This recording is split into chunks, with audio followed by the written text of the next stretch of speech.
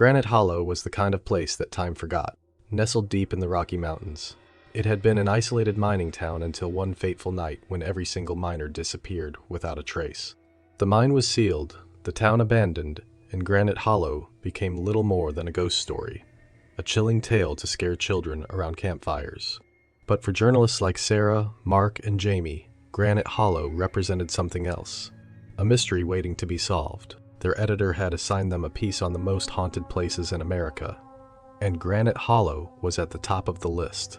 The drive into the mountains was long and winding, dense forest pressed in on either side of the narrow road, and a perpetual fog hung in the air, casting everything in a spectral haze. As they neared the town, the trees thinned, revealing dilapidated buildings and rusting machinery. The mine entrance loomed in the distance, a gaping maw in the side of the mountain. "We're here," Mark announced, pulling the van to a stop in what had once been the town square.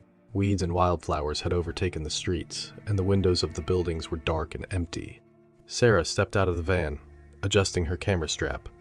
"This place gives me the creeps," she muttered. Jamie, always the skeptic, laughed. "Come on, it's just an old mining town. Nothing to be scared of." But as they began their exploration, it became clear that Granite Hollow was anything but ordinary. The air was thick with an oppressive silence, broken only by the occasional creak of wood or the distant call of a crow. The further they ventured, the more palpable the sense of unease became. They started with the town hall, its grand facade now crumbling and weather-beaten.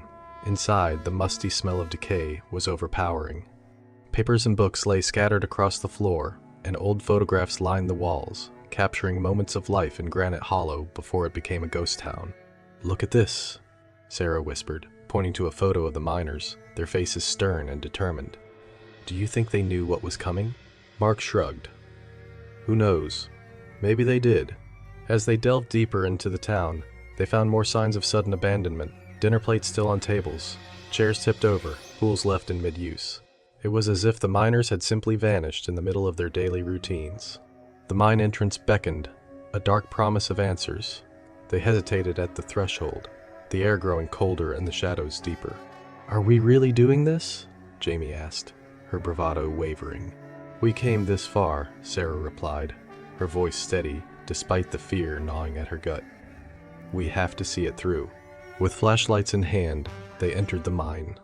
The passage was narrow and treacherous, the air thick with dust and the lingering scent of earth. The beams of their flashlights pierced the darkness, revealing old mining equipment and wooden supports. As they descended deeper, strange noises began to echo around them. Distant whispers, the sound of shuffling feet, and a low, mournful wail that seemed to come from the very walls themselves. "Did you hear that?" Mark whispered, his voice trembling. Jamie nodded, her face pale. "It's just the wind. It has to be."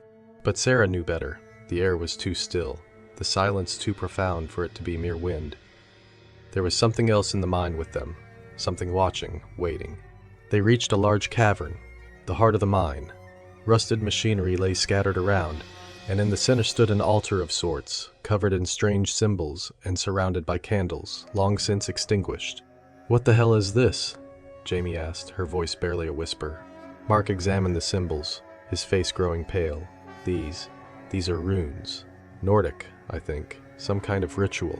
Before they could process the implications, the temperature plummeted, and a chilling wind swept through the cavern. The whispers grew louder, more insistent, and shadows began to coalesce around them.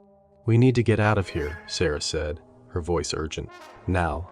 But as they turned to leave, the shadows took form. Ghostly figures of the miners appeared, their eyes hollow and their faces twisted in agony. They reached out with spectral hands, their touch freezing cold. "Help us," the miners' spirits moaned. "Free us." Panic set in. They stumbled back the way they came, the spirits in close pursuit. The narrow passages seemed to close in around them, the air growing thicker and harder to breathe. They burst out of the mine, gasping for air, the spirits' wails echoing behind them. But the town offered no sanctuary. The shadows were everywhere, seeping out of the buildings, the ground, the very air itself. "We have to leave," Mark said, fumbling with the keys to the van. "We have to get out of here." But as the engine roared to life, the spirits surged forward, their cries filling the night.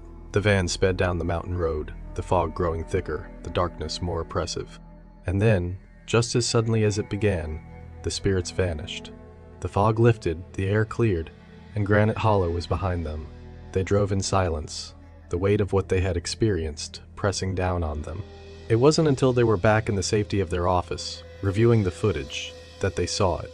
The faces of the miners, staring out from the shadows, their eyes pleading. "We have to go back," Sarah said, her voice resolute. "We have to help them." But as they planned their return, a news alert flashed across their screens. Granite Hollow was no more.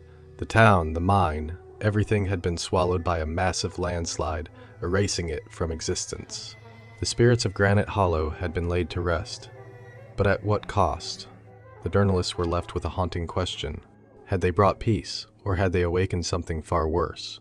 And in the dead of night, when the world was silent and still, they could still hear the echoes of the miners' pleas, a chilling reminder of the darkness that lurked beneath the surface of Granite Hollow.